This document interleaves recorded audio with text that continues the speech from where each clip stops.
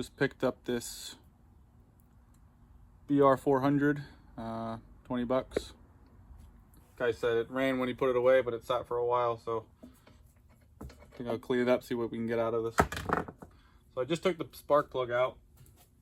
The first thing I want to do is make sure this thing has compression.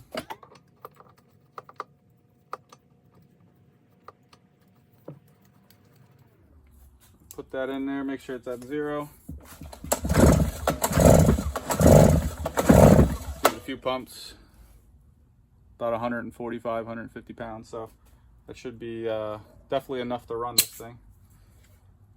And the second thing I want to do before I go any further is check for some spark. Got my little spark tester right there.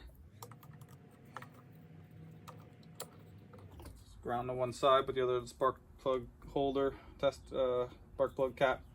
Just want to make sure that you get a little spark in there. Sometimes you might have to dim lights if you can't see. And I got some spark. Sometimes you got to make sure that the power button is on the handle, otherwise obviously not going to have any power there. So I got spark, I got compression. I gotta make sure I get some fuel. I emptied the fuel tank already. There's some pretty bad looking fuel in there. So let's just move on, take the air cleaner off. And then with a T25, I think it is, a hex bit there, we're gonna take this cover off. Try to keep all the parts together.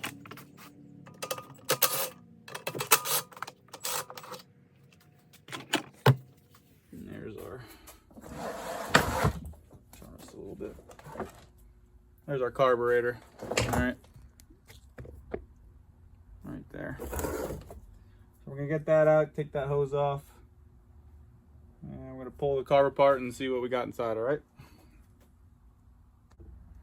All right. Got the carb off here.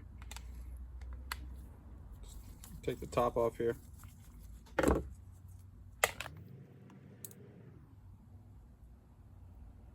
So I'll check this screen, make sure that's pretty clean. We can probably pull it out, spray some carb clean through it after we get the diaphragm off. But I want to check this first. Get a little bit of dirt behind these gaskets here. I might have to carefully clean that out of there. You can see it there. So we'll clean that up. Take the diaphragm off here.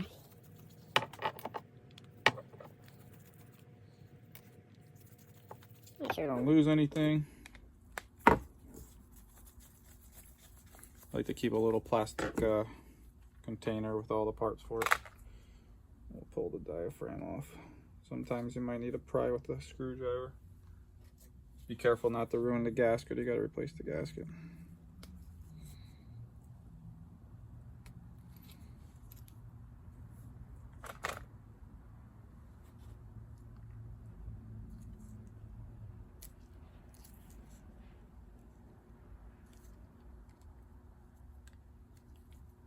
Sometimes this sticks and you have no choice but to tear, but I don't plan on doing that.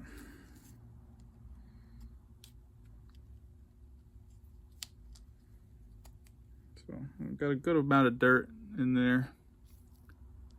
Same thing on this side, this whole area here. So we're gonna take this needle out and spray some carb clean through it, make sure all the ports and the holes are clean here. Otherwise, not too bad for how long it's sat. Just a little screw right there. We're gonna take that off.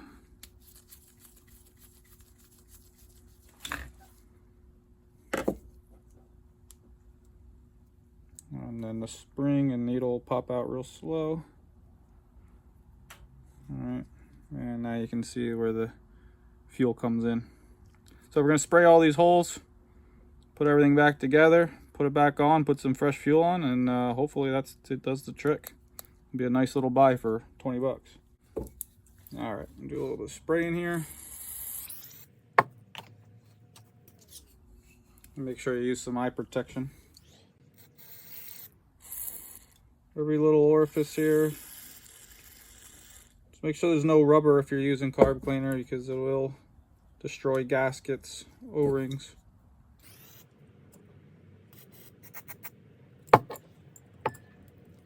There's the main jet right there.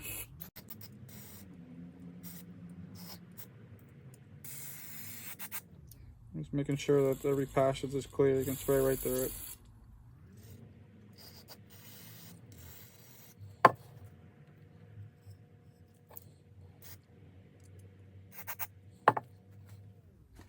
And I usually get a little piece of wire here. This is actually an old spring.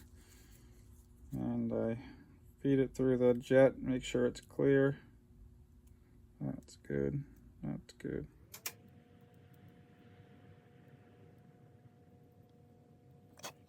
And I usually hit it with some air.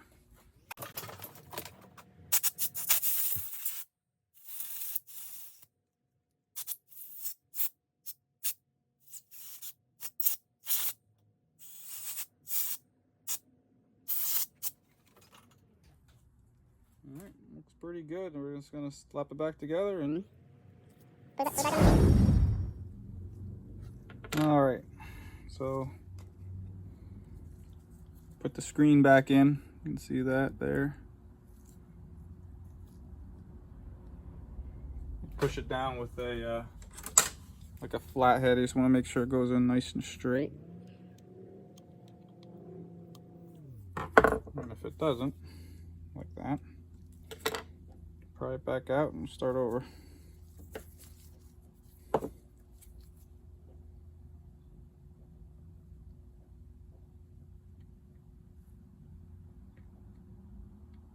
we go. Now it's at the bottom. Then we're going to put the needle seat spring back in. Not the seat, just the needle. A little tricky. I like to put the spring in first.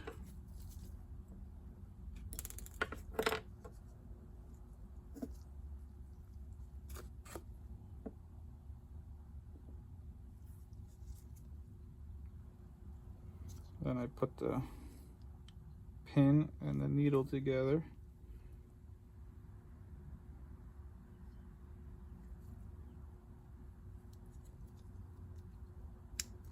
Slide over the pin.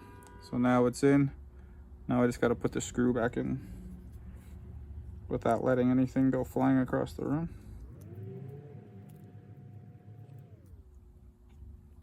A lot of these two-stroke carburetors, you can find replacements online, Chinese, Amazon. When it comes to the Stihl ones, I prefer rebuilding them. I think they're made really well, and when you buy the aftermarket, not necessarily made the best of quality. But sometimes, no matter how hard you try with these things, you just can't get them clean, and you gotta end up replacing them. I prefer replacing with a genuine Stihl, but sometimes you just gotta make do. All right, so this one goes on this side.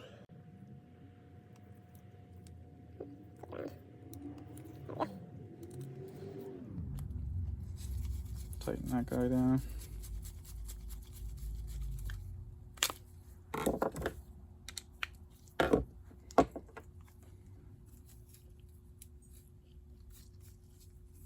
Spray out the clean the diaphragm off a little. Now it's pretty clean there. These things can only really go on one way. If there's marks on it, offsets, can't screw it up. I'll put the screws in.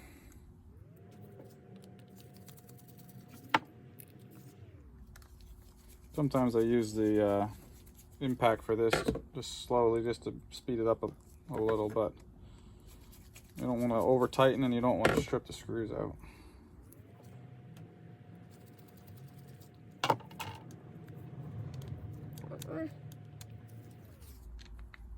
Okay. Choke moves nice and easy. There's your adjustments, high and low. So we're gonna put it back in, put some fresh gas in, and let's see what happens. Start with the fuel. And then the tricky part is getting this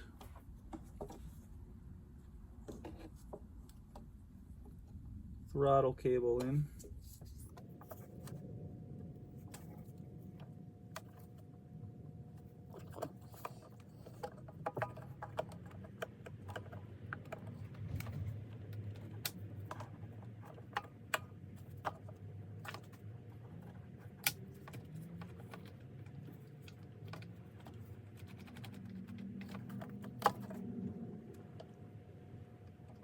Particular model has a throttle lock, so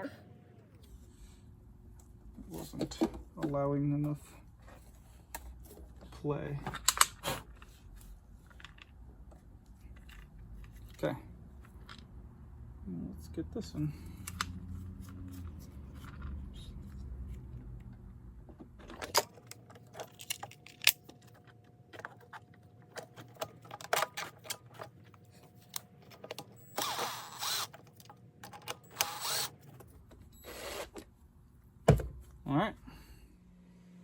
All right, now let's see what we can do here with choke on. Ooh, it might fire.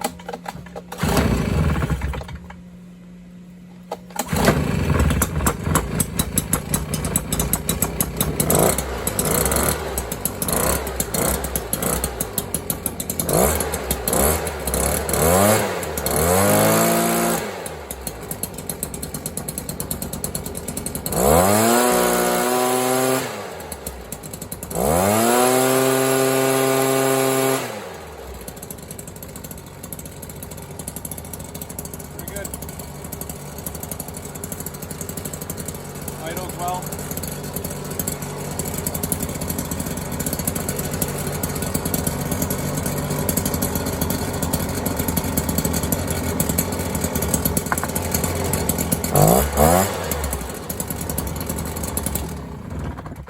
I'm pretty happy with that. Just gonna clean it up. Check it over, see if there's any broken parts on it that I need to replace or fix, and put it up for sale. Back, finished cleaning it. Also just pressure washing. I'll probably touch it up a little bit. There's a pad that's supposed to go here that I gotta look up, see if I can find, hopefully cheap, maybe new aftermarket or used. But cleaned up pretty nice.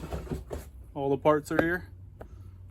Pretty clean, runs good. I think it was a pretty good purchase.